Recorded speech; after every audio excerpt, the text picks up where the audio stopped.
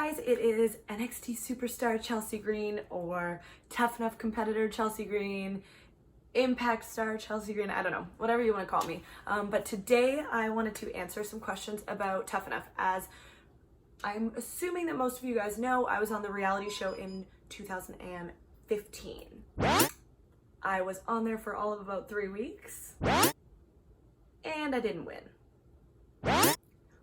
But I get a lot of questions asked about this reality TV industry, about is it scripted, is it not? So I thought I would answer a few questions for you. So the first question I wanted to answer was, how did I get on Tough Enough?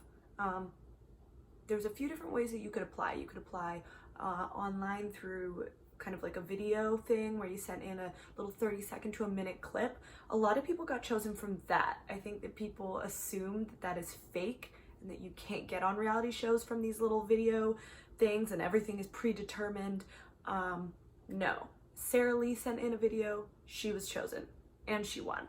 I was a little bit different. I had actually gone to a tryout to be a diva, and they spotted me there because obviously I was ridiculous, and the producers asked me to then try out for Tough Enough.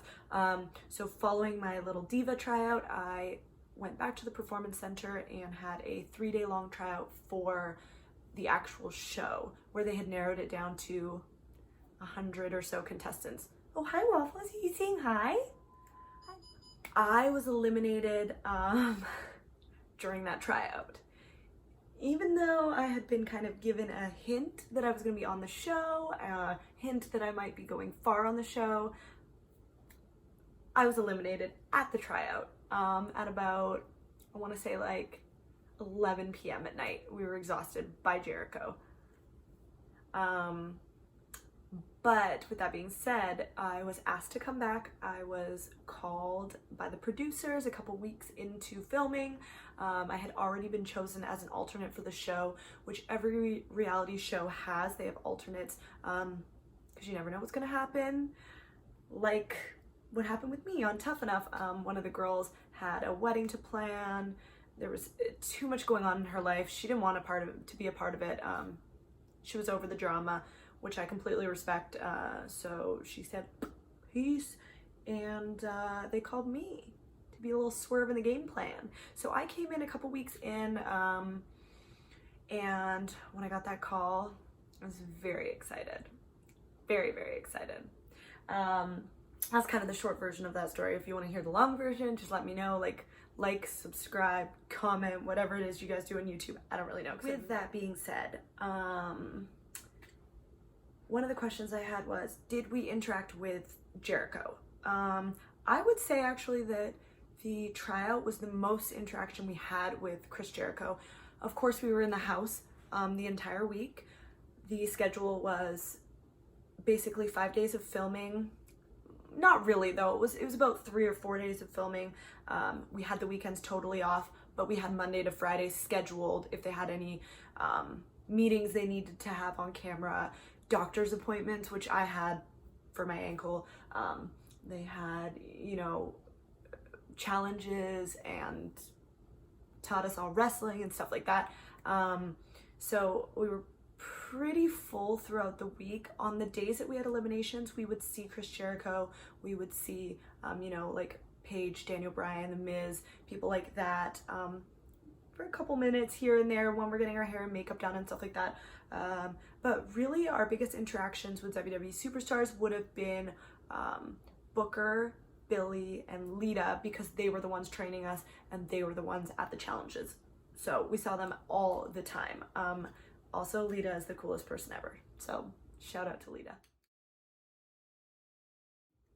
Another question I've been getting, because a clip just resurfaced of myself and Mandy Rose, whatever you want to call her, of us fighting. Are Mandy and I, how did they word it? They did word it funny, but I can't remember. Basically, have we reconciled? Are we friends? What was the deal with the Mandy Rose Chelsea Green fight? First of all, if you watch Tough Enough, the whole fight started because I went blonde, and the producers thought that this is a great way for us to start feuding. I really didn't feud with any girls in the house. We all got along very, very well. When the cameras turned off, we were all friends.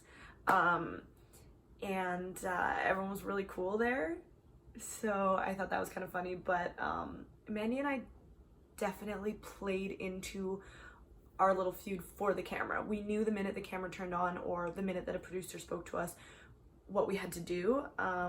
I wasn't as good at doing it as Mandy was, but also that's why she then got a spot on Tough Enough and, you know, in NXT. But yes, we're totally fine. We talk. That scene was not real.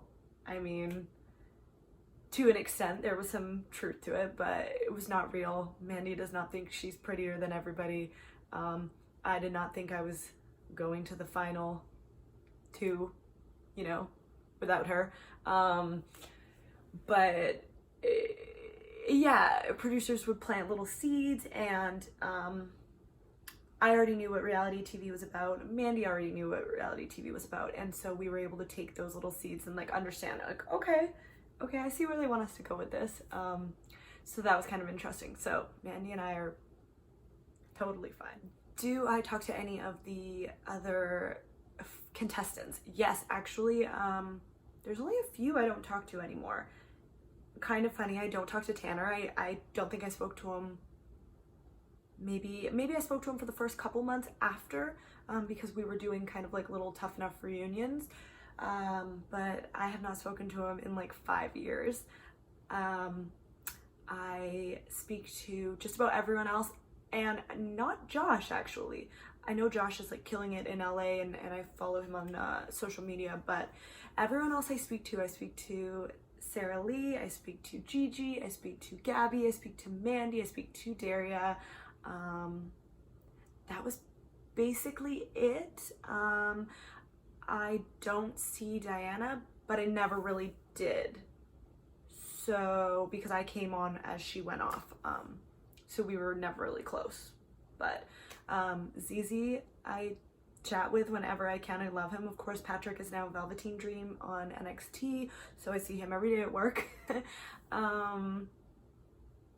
Gosh, who else? I think that's about it. I was asked two different questions. Who was my biggest threat? And who did I think was gonna win? And those two to me are the same question. And when I was asked that, I knew right away exactly who it was. For the girls, I knew going into this from day one that Gigi was gonna be amazing. She was very athletic, and wrestling actually came really, really easy to her. Or maybe not easy, but just naturally. I remember I was teaching the girls, or helping teach the girls with the coaches, like body slams and drop downs and stuff like that. And Gigi just got it. I loved getting in the ring with her. She was amazing. So that was my biggest threat. She was so athletic, so competitive, so beautiful, of course. Biggest threat, and I thought she was gonna win, hands down. And I'm so surprised she's not still in the wrestling industry, but you never know. She's young, so she should come back and she could do it whenever she wanted.